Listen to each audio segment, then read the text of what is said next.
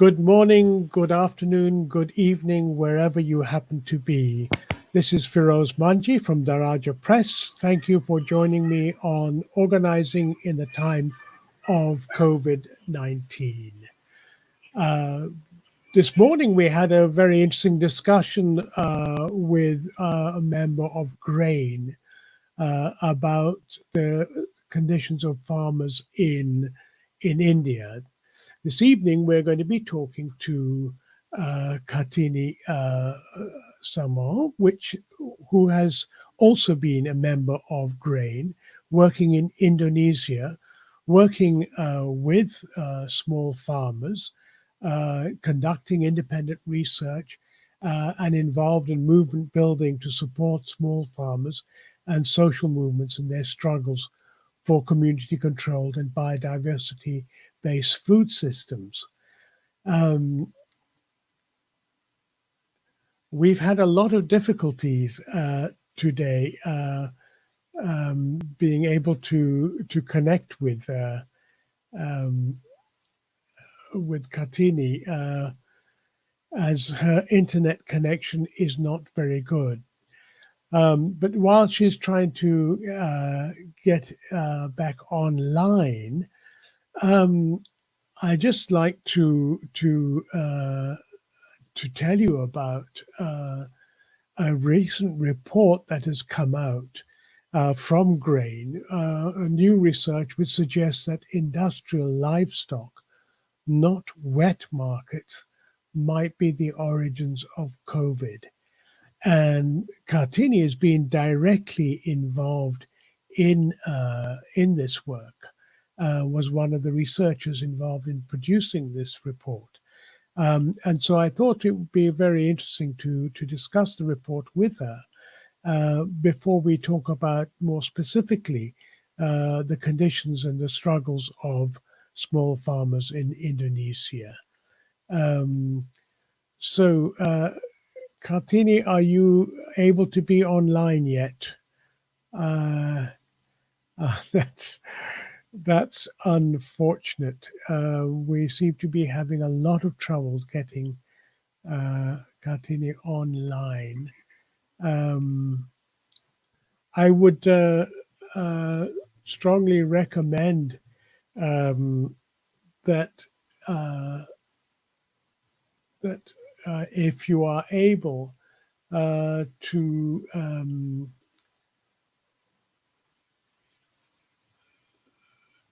I will just share with you the URL where you can find this report, which is here.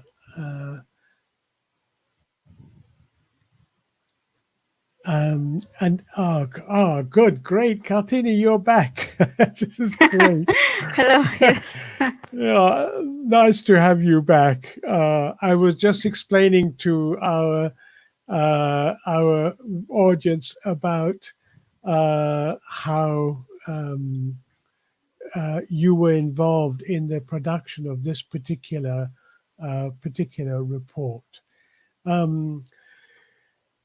This is fascinating. I mean, it ties very much into the interviews that we've done earlier on with Rob Wallace, who wrote the book Big Farms Make Big Flu.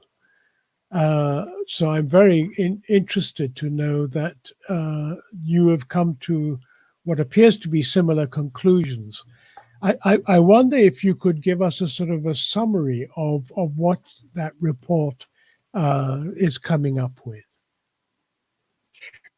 Well, in general, the report itself does not claim to have any definitive scenario of the origins, but it mostly tend to bring attentions to theories that are primarily as widely cited by mainstream media, for example, that says the origins of the virus is from Wuhan wet market.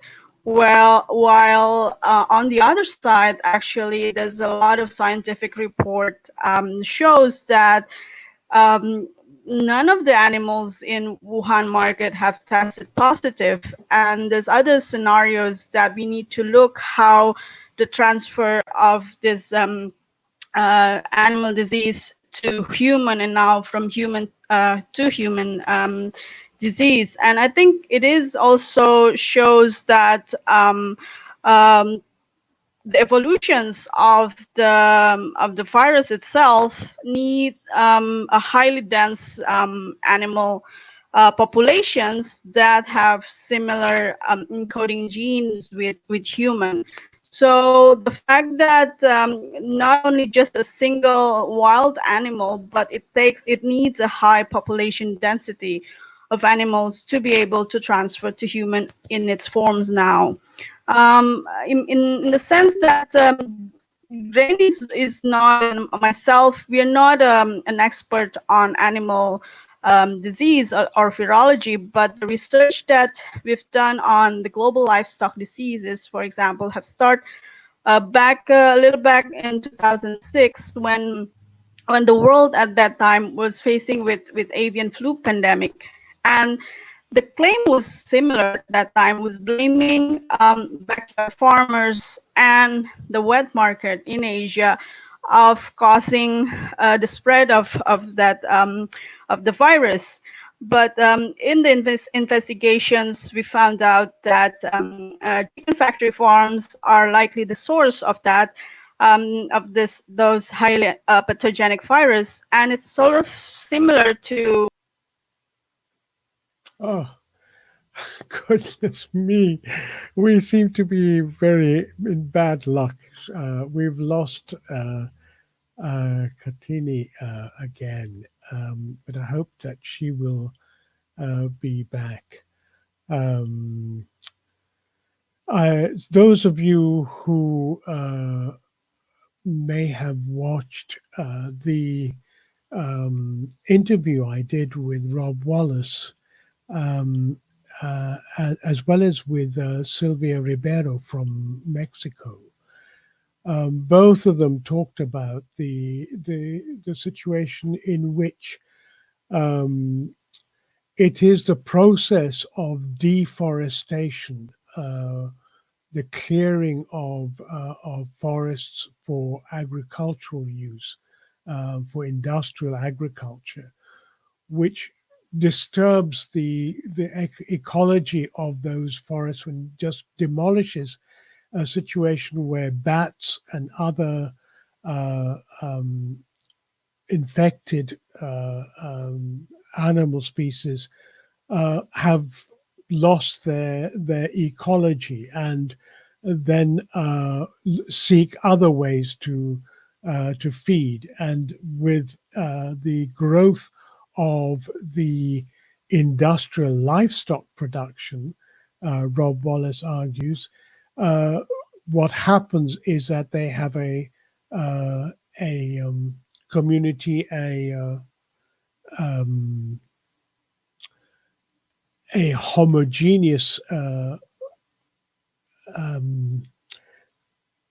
livestock which they can infect and which creates the conditions, according to Rob Wallace, to effective zoonosis.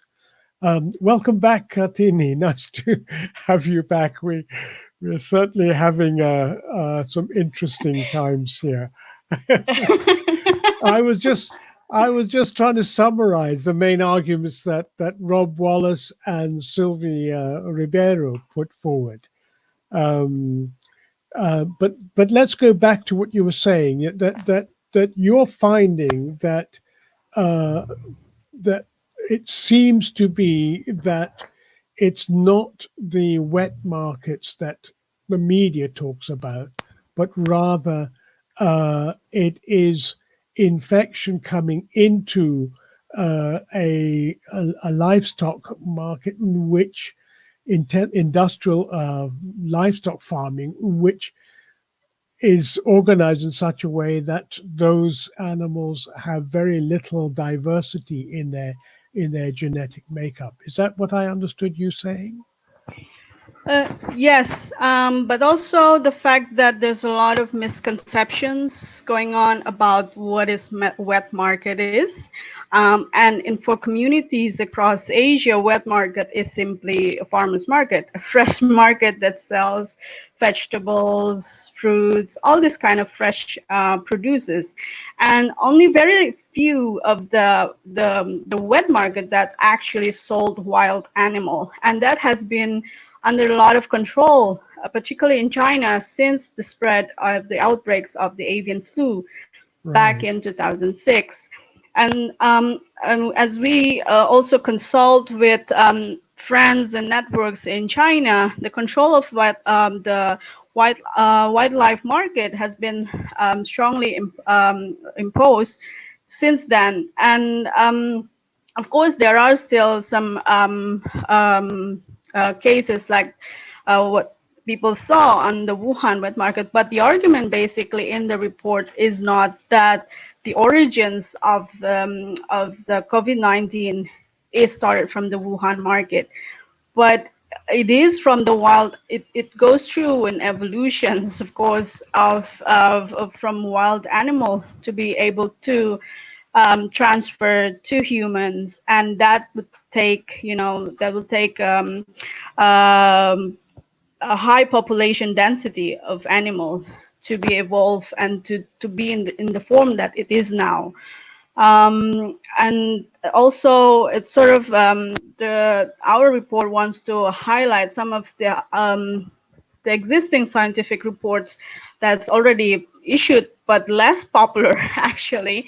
The fact that none of the animal that's tested in Wuhan market come up positive, and only part of the patients that sort of test positive in the beginning in China was related to Wuhan market, because as it also shared in some of the findings in China, that the first case happened back in November, almost a month before it was announced worldwide that about this disease. And that first case doesn't necessarily link to the Wuhan market. What we are doing here is also it's part of our ongoing research on global livestock diseases that we start in back in 2006 and continue with the recent one on the African swine fever. That it's sort of to support the small farmers and the wet market traders, actually, to challenge such a punitive measures that often put them as an unfairly subject of those measures, because while wet market across Asia and in many other places are being regulated so strictly because of this a pandemic, and at the same time, animal farm, livestock industry are continued their operations, and I think that sort of shows the imbalance of people and looking at the decision maker, looking at the what might be the cause really of COVID-19.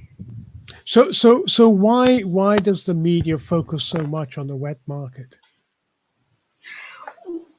Well, of course, the first is because the link of the Wuhan wet market that comes up initially in the media. But then there's a lot of misconception of what is wet market, and there's a lot of prejudice involved with the term, with the concept. In Asia, people prefer to buy their meat fresh. They don't like frozen meat. And they go to open market. Many of the small backyard farms sold directly. They produce their small butchers or chicken farm that brings their produce and sell it in the market. And also, I think that's sort of this different cultural perspective of looking of that, it's often, make people, media portray it as a source of this viral diseases.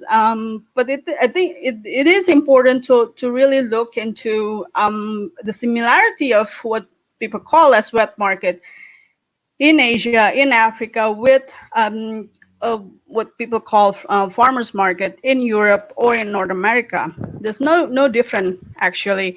In that sense, it is a place where both the small producers and consumers directly meet and transactions. And I think there's it really needs to be unpacked that. And then that's why we feel it is important to write that report. So is this part of the anti-Chinese propaganda that one sees so often nowadays? I would say, because yes, there's a lot of prejudice of Asian food culture, of distributions, and I found it some even the mainstream media are saying very outrageous statement that one of the way to solve or to prevent this kind of virus is for people to go shops in supermarket where meat are frozen, or this large, even they mention names of big supermarket or of this retail chain, um, as one of the prevention to stop the spread of disease. But it's very, in many communities in Asia, and I know in other region as well, fresh market or wet market is really one of the main source of people to gain access to affordable and nutritious fresh food. That's the only way they shop. They go to the small market, their neighborhood market, their local market, to access that, and they know who sell the produce there. And it's fresh. And it's fresh. Yes. And But I mean, it's I guess not surprising that there is very little coverage in the media about the source of the coronavirus and all these other viruses that have occurred, including swine flu, SARS, and so on. And it is very intimately tied to the industrial uh, livestock production and tied to the destruction of forest land and the removal of an ecology in which, for example, bats who may be infected, they lose their homeostatic environment and then find other sources in which to do that. And it creates the conditions. And I think this is what Rob Wallace has argued very strongly in Big Farms Make Big Flu, that this is about a zoonosis. This is a transmission of an animal infection to human beings. And it is surprising how little attention is paid to this upstream. So everyone's focusing on, okay, little bullet. Here's a magic bullet. Here's another vaccine we can do. Here's that, and what seems to me, and I'd be really interested to know in terms of Indonesia, totally unrealistic proposals, public health proposals, which are washing hands for people who don't have access to water, and social distancing, which is impossible for most people who live in high density environments, slums, and so on. And I don't know whether it's happening in Indonesia, and I'd like to hear about this. And that is the militarization of the streets. Certainly, where I come from in Kenya, there's a militarization of the streets, and there's a curfew. I presume that the authorities think that the virus does not transmit during the night, so people can be locked up at home. So but tell me more about Indonesia. I mean, how what's the state of COVID pandemic? What are the government policies? What are your reviews? And how are farmers and small farmers and workers and migrant workers dealing with this situation? Well, until now, there are almost 10,000 positive cases of COVID-19 in Indonesia. That's the official number. And around 700, almost 800 death cases related to COVID. Though the belief, the social belief is the number are much higher. Why? Because we have very limited testing abilities, and also there are many patients that dies before their results come out, and they're not counted as a COVID victim, and that's really sad actually, because of the very slow testing. These people are not just as seen as numbers, they're not even acknowledged that there's a need of really stricter control, or for the government to take this seriously. Like when it happens, when the government announced the outbreaks in beginning of March, actually, um, um, many of the scores on either on media or in among people are that it started much earlier, and even neighboring countries of Indonesia also stated, have like public statement that cases in Indonesia might come out actually much earlier than the first week of March. And the country, I think, is almost similar like many other countries in the world, not prepared and have really stumbled on dealing with this. And you correctly said that we almost got into martial law again a couple weeks back, because the government think we need to have a stricter military presence, or to control the people not to go out, to keep social distancing. But for a country that's sort of going through a lot of militarizations, that's not something I call it a good image. So there's a lot of confrontations, and people were challenging the governments.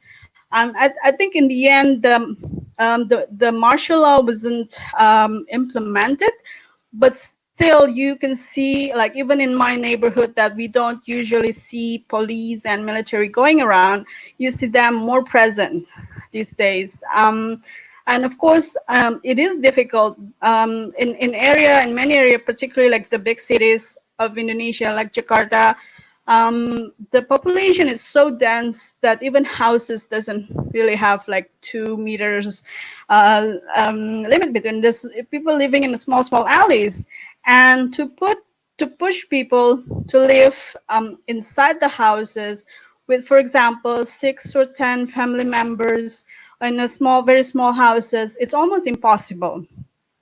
So, in one way also, we see the rise of community organizing, the solidarity amongst neighborhood, and trying to do more of this sanitary preventions, setting up washing small public washing hand wash in corners of the streets, ensuring that there's spaces like in the neighborhood where that children and people that also people can go out at least around their houses. And there's been a regular spread of disinfectant in the neighborhood. Mostly of those initiatives were organized by the community itself. So it was, on one hand, you see the government sort of stumble, and they try to fix the same health measures that was being proposed around the world to places that are unable to do it, you know. And also, of course, this bring up again all the discussions around access to clean water and sanitary, particularly in slum areas, but not just in slum areas. Access to clean water are very, very difficult in areas where people live around the large-scale plantations, like the oil palm plantations, because I don't know if you've been to one, but if you go to inside the oil palm plantations, it dries up everything.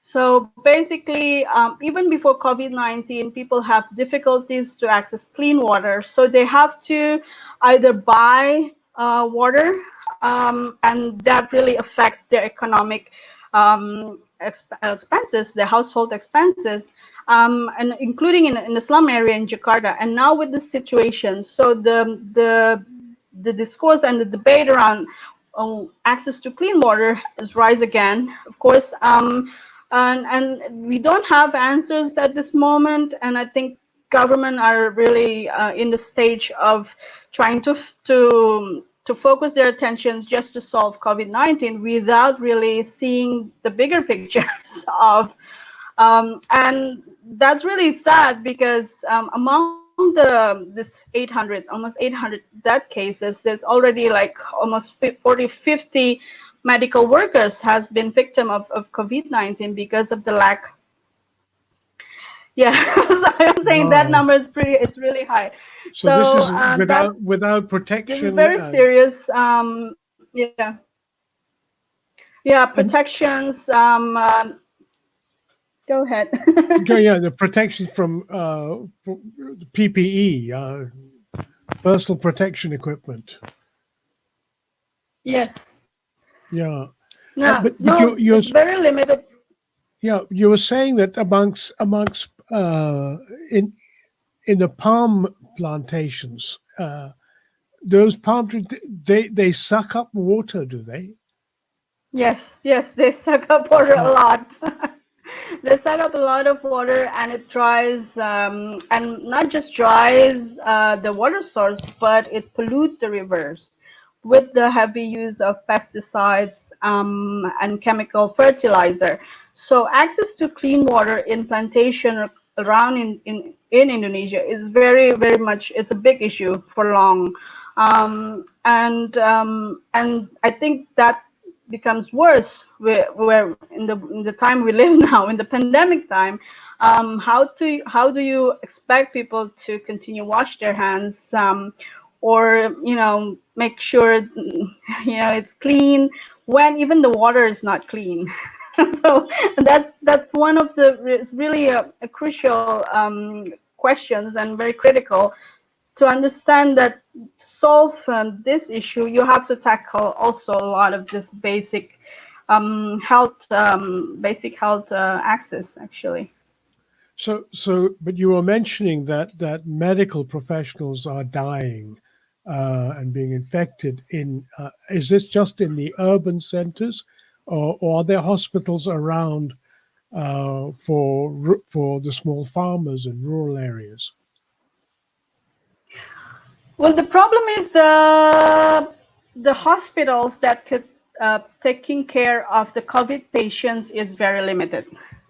So many efforts has been done by local government, especially government in the small island, because Indonesia, of course, is an island country, and we have many provinces, many districts that is only like a very small island, and no sufficient health facilities is available there, and that is why some of the first reaction was coming from the provincial government, that they immediately closed borders of their islands, of their provinces. They stopped boat to go inside, or the airport has closed. But it was very strange reactions coming from the central government, that calls of no, you cannot, restrict your your islands. You have to open it. So because of the provincial government realized they don't have facilities. So even the case that of this medical workers who dies of COVID-19, mostly in the big cities, because Jakarta, for example, the capital, is where the majority of COVID cases in Indonesia happened, like the biggest part.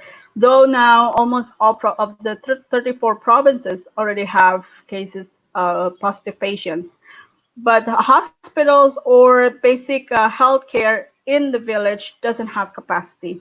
So I was talking to one of a friend who works in a hospital in Sumatra, in South Sumatra, and one of the small hospital there, and they said that the hospital there can only taking care the patients for 2 days, and then they have to transfer it to bigger hospitals in the cities because they don't have the facilities or the capacity to take care of the patients. And that's why it's sort of the initiative of local communities, of villagers, even their local government authorities are very critical at this point, rather than national policies actually that taking place, that very much strict on how to do social distancing, make sure proper sanitize. But the fact that even small islands or provinces in Indonesia doesn't have capacity or ability to deal with COVID-19. So, can you tell us a little bit more about uh, how farmers are affected by this? When we spoke to your colleague in India, he was talking about the fact that this is the season where they are harvesting, but they've got no ability to get their food to the market, which of course has consequences in terms of both ability for people to access food, but also an income for farmers. Is that a parallel situation in Indonesia? In one way, the local market in areas where farmers have their fields is still operating in a smaller ways. So they can still, of course, sell their produce, but in a lot more limited amount. What happened is also there's a lot of initiative by cooperatives and community organizers to try link these farmers with for example, labor workers who are forced to quit from their work. They cannot work from the factories again. They have to, they lose their works. So the farmers also plays an important role of ensuring this support, this help for food, providing food for people or laborers in the urban areas.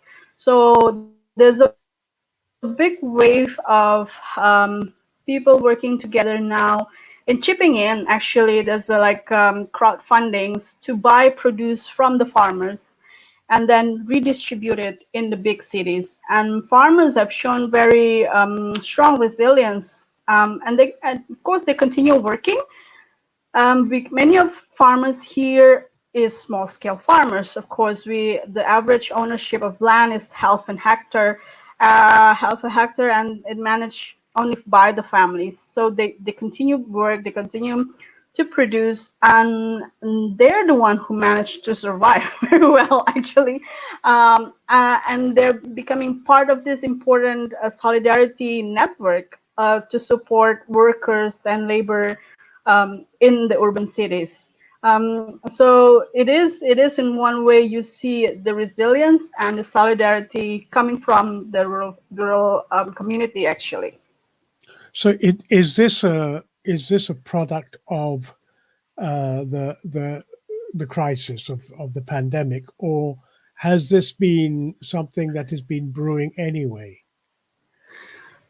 Well, Indonesia have long experienced a lot of crises. We have regular natural crises. We live in the ring of fire. We have floods, regular heavy floods yearly. We live going through the big Asian crisis that leads to the topple down of the dictator in the past. So the spirit of solidarity is always there in the community. And I think it's the pandemic has brought it back again, and people remember that this is what we always do in times of natural crisis, of social unrest. I think this, and it shows that the resilience of many of the communities in Indonesia in terms of dealing with such crises. Right. So one of the things that has emerged in a number of interviews that we've done is people are saying that what COVID is doing is revealing uh, many of the injustices and social differentiation that already exists, but which we weren't seeing Hmm. in a situation before COVID. Do you find that there is a greater awareness, a growing awareness of the social differentiation and so on that in this crisis? Oh yes, of course. Like for example, when you see the measures that was uh, that government tried to implement, and on all the social distancing, it's also showing that the gap. It's very much a strategy that only be able to done by people who have enough spaces to live, or that they have big enough houses that they can do social distancing, or people who still able to do work from home. But in reality, it shows the weakness of the system that is now the capitalistic system. Because, for example, in just 1 month, you see in Indonesia, 2 million workers are being laid off, or they're forced to stay at home unpaid. A lot of restrictions are giving for informal workers to continue doing their or getting income. So it's very revealing in a way that this capitalistic system doesn't really work for the greater good. Because why does government give bailouts to corporations to and try to save oil palm companies or plantations to continue working, where, for example, in the cities, manufacturer workers, 2 million people are being laid off without any social securities. People are losing their jobs at a greater rate than the Asian crisis in 1998. And it shows that the imbalance also of support that are being given to large-scale corporation compared to informal workers, or guarantee of basic social security for people in Indonesia.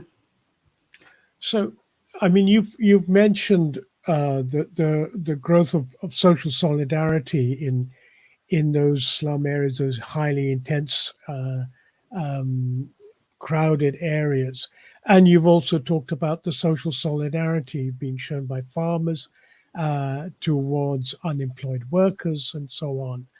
Um, and it sort of raises the question. I mean, on the one hand, I mean, there's a government wanting to make life easier for the corporations, and on the other hand, there is this growth of social solidarity, and um, Arundhati Roy, in a really interesting essay recently, talks about how historically pandemics have forced humans to break with the past and imagine their world anew.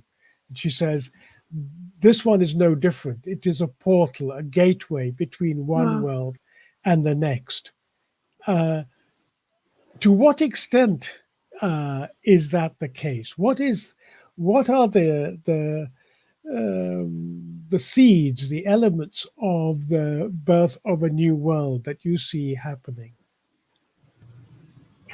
I think it's also a questions of how people not forget um, what we've done during the pandemic. You know what everyone's doing during the pandemic, and also the situations that's happening, and the differences of equal treatment or whatever it is, that governments are really supporting corporations and lacking support to common people in general. And I think a lesson learned also that we've seen um, after 1998 crisis in Indonesia is it can be a turning point, but if you don't really look after it, if you don't really build upon it, it might be just it can easily go away. So it is also, it's like organizing is a long process, and it's very much needed in time like this to build a world anew. It's not something that just happened of thin air. What happened after the pandemic over? That's another question. And towards that, I think we need to start it from now, and to set up such infrastructures in a way to make sure that this new world are something that we envision. I think, of course, in one way we really faced with the big challenges because, of course, corporation once they they're not gonna easily go away. And also we see the questions of whether these international loans that are being poured by institutions like World Bank and IMF doesn't really do, it's actually maintain that power of the corporations. And we need to reassess that countries might be able to do something without loans from those international institutions. For example, Indonesia, even though we are developing countries, but it is a country with a lot of economic gap, and we have so many, one of country with a lot of billionaires. I think almost when you talk about India earlier, that's the case here. And so the questions of progressive taxing those wealth, or cutting the salaries of people in Senate, which has, they were paid insanely high for monthly wages. That's just ridiculous to see a comparison with the income of people, daily people who earn very few. So I think, of course, it is important. It is a very challenging time, and we need to take action now, not after the pandemic, and to make sure that also this new world that we envision can be done after the pandemic, can become a reality after the pandemic, because the challenges is huge. The challenges is something that we've seen up and down. Many crises have shown how we use this as a turning point. That's another question that will take a lot of organizing and connecting among good people actually to envision and to make that happen. I think there's some really important points that you've just made. One is that it, you have to organize now. It is not tomorrow that we build a world. We have to imagine and begin building it today. Secondly, I think as a community organizers, I hear you saying that it's, yeah, sure, we have to build it, but it nothing comes from nothing. One has to expend a great deal of effort to keep that alive, to keep it going beyond that. Um, I think those are really important issues for us all to reflect on. To say that we can't just wait until after. Uh, we have to do Mhm. something now, but we shouldn't be romantic that it is hard work, that community organizing requires that commitment and that it's a long game. It's not an immediate campaign. It needs sustaining.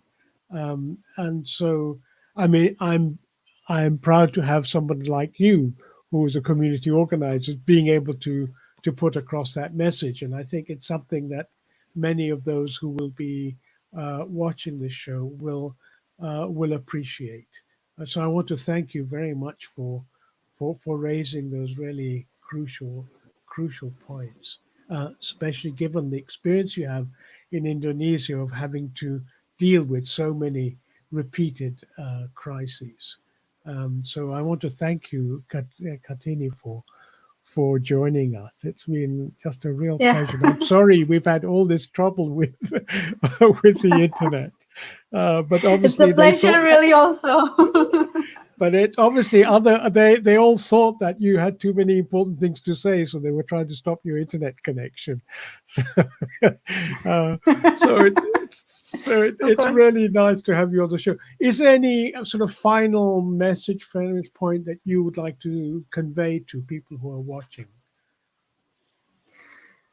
Well, not much. I think just remind that this is not a time to, even though you are being said to stay home, and you're locked in your house, but this is also a time to start thinking and maybe using that to connect in different ways. I think what you're doing here, trying to talk and connect with different peoples and gathering ideas and what is possible to do since now and for the long run, it is a very important step that we need to take into account. Yeah.